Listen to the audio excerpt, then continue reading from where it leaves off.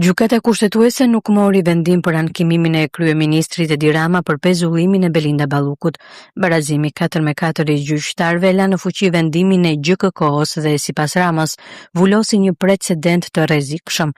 Kryeministri deklaroi se kushtetuesja nuk pati guzim të ndalë marrjen peng të qeverisë, duke i quajtur pezullimin e një ministri nga një prokuror dhe një gjyqtar pa nisur gjyqi një akt të padëgjuar në çdo demokraci funksionale.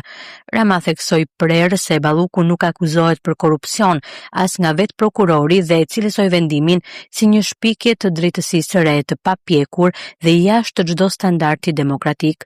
Sipas tij, kjo nuk është çështje individi por sulm frontal ndaj ndarjes së pushteteve. Ai paralajmëroi se kjo mos vendimarrje hapo rrugë për abuzim ekstrem institucional deri në pezullimin arbitrar të çdo autoriteti shtetëror, përfshirë edhe presidentin e Republikës.